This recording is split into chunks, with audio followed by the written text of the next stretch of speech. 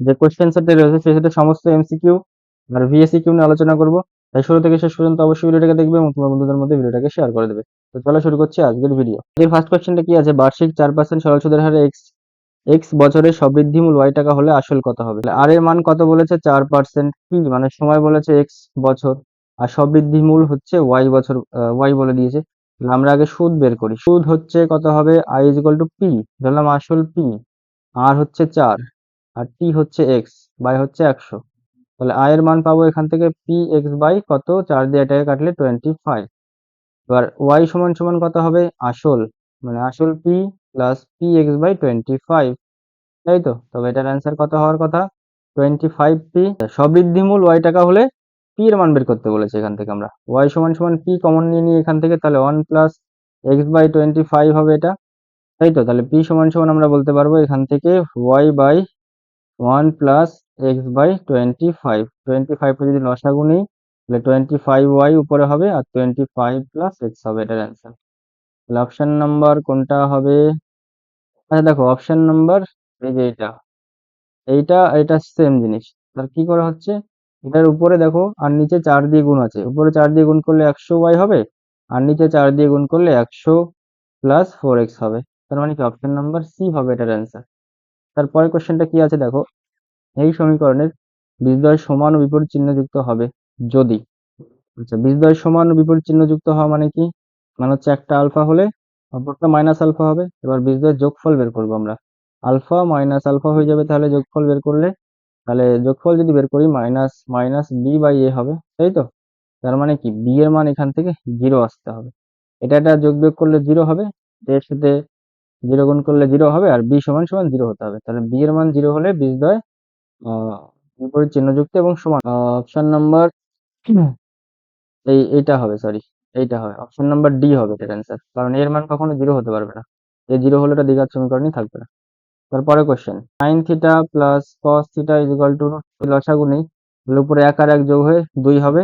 তাহলে উপর নিচে করনির্দেশন করলে √2 দিয়ে গুণ করতে হবে, √2 ভাগ হয়ে যাবে আর থাকবে হচ্ছে √2, মানে 2 কে √2 ইন্টু √2 লেখা যায়, একটা √2 কেটে যাবে, শুধু √2 পরে থাকবে।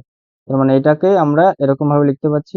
তার মানে এখান থেকে আমরা বলতে পারি থিটার মান কত হবে, 45 ডিগ্রি, তাই তো। এবার আমাদের বের করতে বলেছে থিটার মান কত হবে, এবার 45 কে আমরা নিতে পারি পাই বাই 4, পাই বাই 4ই হচ্ছে 45 ডিগ্রি হয়। তাহলে এটা হবে অপশন নাম্বার বি। আচ্ছা এবিসি সমদ্বিবাহু ত্রিভুজের, এবিসি একটা সমদ্বিবাহু ত্রিভুজ, এটা এ এটা বি এটা সি, একটা সমদ্বিবাহু ত্রিভুজের এসি সমান সমান বিসি, মানে হচ্ছে এই বাহু সমান সমান এই বাহু, আচ্ছা সমান সমান হবে, এটা প্লাস হবে না, এখানটা সমান সমান হবে। A B square is equal to 2ac square হলে সি কোণের মানটা কত হবে। তো ধরলাম এরকম ভাবে অঙ্কন করলাম এটাকে, এটা এ, সি, এটা বি, এই সি কোণের মান সর্বদা কত ডিগ্রি হতে হবে, 90 ডিগ্রি হতে হবে। মানে এই বাহু আর এই বাহু যদি সমান হয় তাহলে এই অতিভুজ এবি সমান সমান কি হবে, এবি স্কোয়ার সমান সমান AC square plus BC square হবে। এবার এসি আর বিসি যদি সমান হয় তাহলে এসি স্কোয়ার প্লাস বিসির জায়গায় আমরা এসি স্কোয়ার লিখতে পারি, তাহলে 2 অফ এসি স্কোয়ার। আর এটা হচ্ছে পিথাগোরাসের সূত্রের উপপাদ্যের বিপরীত উপপাদ্য। তাহলে এখান থেকে বলতে পারি যে কোনটা সি এর মান সেটা 90 ডিগ্রি হবে। অপশন নাম্বার বি হবে এটার আছে। তারপরে কোশ্চেন, এত এত এত সংখ্যাগুলির গড় 20 হলে x+1 x1 প্লাস 4 প্লাস হচ্ছে x2 plus 4 dot dot dot এরকম x10 প্লাস 40, বা এখানে 40 হবে না, এখানে 4ই হবে। এই রাশিগুলির গড় কত হবে। দেখো এই রাশিগুলির গড় কত ছিল 20, তাই তো। তার সঙ্গে 4 যোগ হয়ে যাবে, মানে গড় কত হয়ে যাবে 24 হয়ে যাবে এটার গড়। মানে হচ্ছে সরি এখানে কত আছে 4 8, সরি এক এক করে বেড়ে যাচ্ছে, +8 plus dot dot dot x+40, তাই তো। এবার x1 plus x2 plus x3, এখানে x1 হবে, এগুলো x2 হবে, এটা আর এটা xn হবে। এই সংখ্যাগুলির গড় কত পেয়েছিলাম আমরা 20 যখন পেয়েছি তার সঙ্গে কত যোগ হচ্ছে 4 যোগ 8 যোগ সামথিং, এখানে আবার কি এটা 4 যোগ 8 প্লাস হচ্ছে এটা 20 হওয়ার কথা সম্ভবত, 20 24 28 32 36 40 হওয়ার কথা সম্ভবত। কোয়েশ্চেনটা একটুখানি ভুল আছে, তো এই কোয়েশ্চেনটা আমি বাদ দিচ্ছি। তারপরে কোয়েশ্চেনটা দেখো, দুটি গোলকের ব্যাসার্ধের দৈর্ঘ্য 10 সেমি হলে এবং তাদের আয়তনের পার্থক্য এত হলে তাদের ব্যাসার্ধ দ্বয়ের গুণফল কত হবে। দুটি গোলকের ব্যাসার্ধের পার্থক্য, তার মানে r1 ধরলাম একটা ব্যাসার্ধ R1 যেটা বড়, মাইনাস R2 কত হবে? 10 সেন্টিমিটার। তাদের আয়তনের পার্থক্য মানে হচ্ছে 4/3 পাই R1 কিউব মাইনাস হচ্ছে R2 cube is equal to কত হবে? 8800 ঘন সেমি।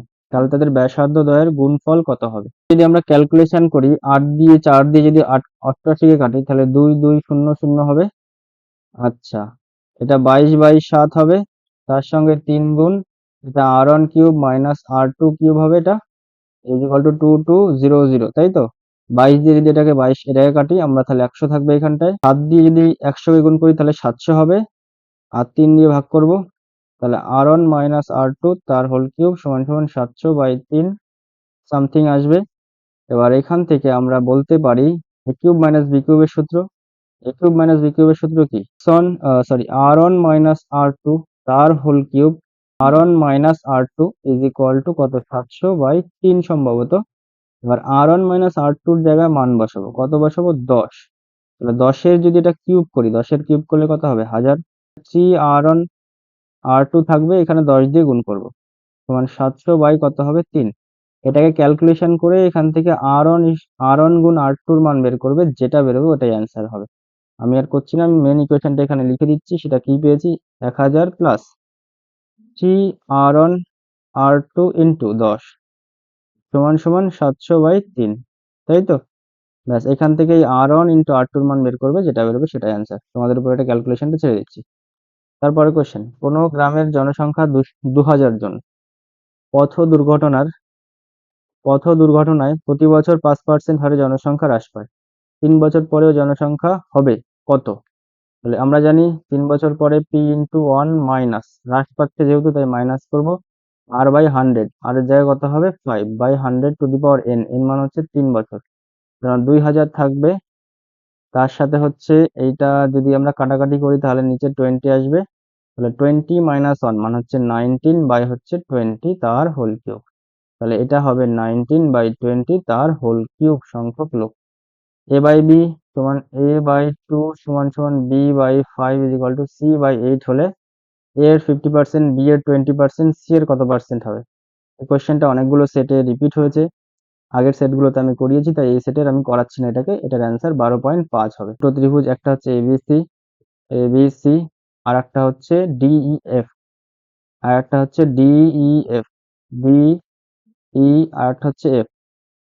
এবার এবি বাই ডিই মানে হচ্ছে এইটা বাই এইটা, বিসি বাই এফডি, এই যে বিসি বাই এফডি, আর একটা হচ্ছে AC by EF, AC by হচ্ছে ইএফ, তাই তো? যদি হয় কোন এ এর মান 47 ডিগ্রি, কোন এফ এর মান কত? বলেছে 83 ডিগ্রি হলে কোন বি এর মান কত হবে? আচ্ছা, কোন বি মানে হচ্ছে এই কোণটার মান কত হবে? তাহলে এবি বাই ডি আছে, তাহলে এবি বাই ডি আছে, আর একটা জিনিস কি আছে?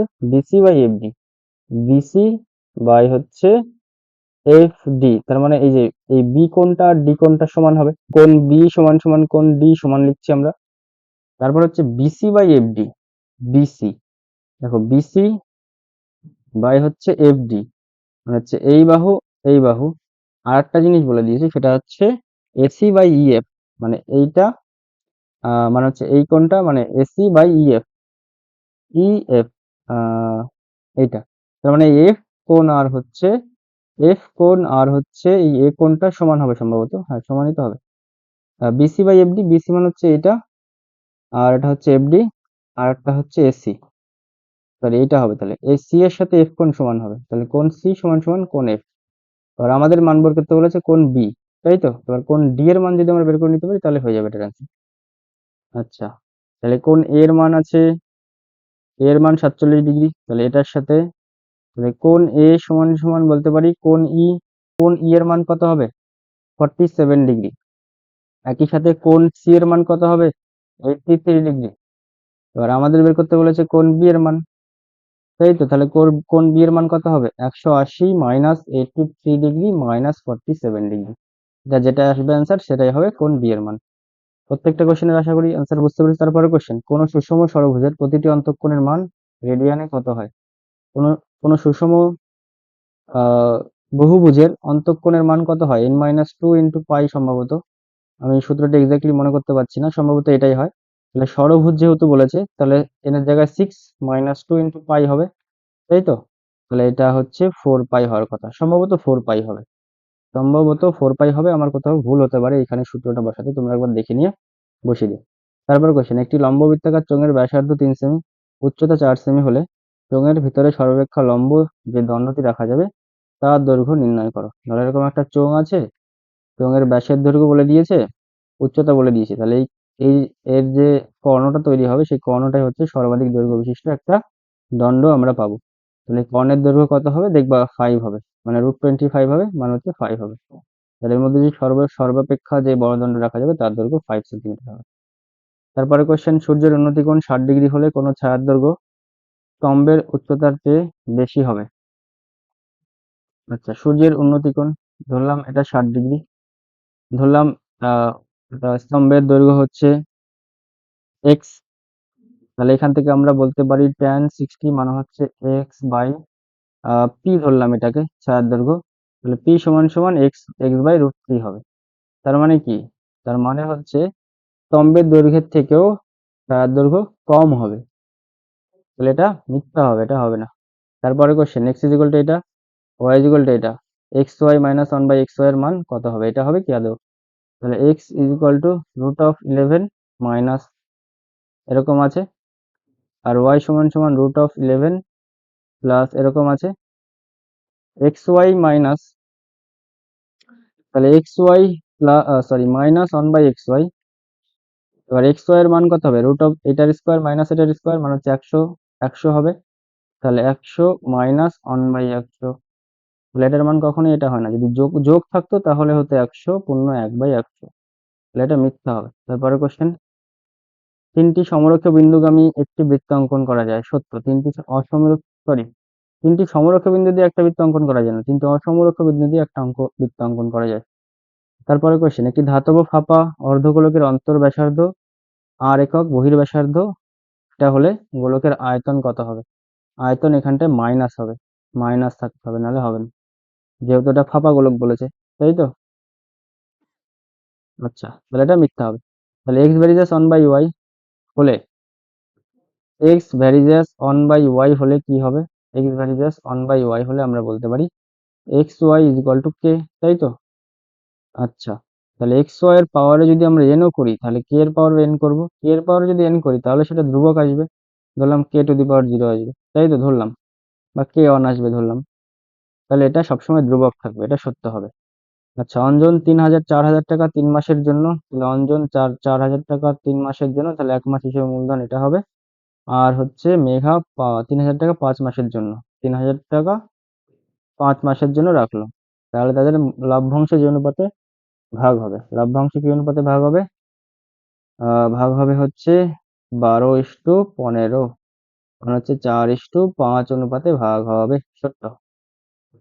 আশা করি প্রত্যেকটা কোশ্চেনের অ্যান্সার বুঝতে পেরেছো। তারপরের সেটটা নিয়ে আমি পরের ভিডিওতে আলোচনা করব, তাই শুরু থেকে শেষ পর্যন্ত ভিডিও দেখার জন্য সবাইকে অনেক অনেক ধন্যবাদ। আজকের ভিডিও আমি এখানেই শেষ করছি।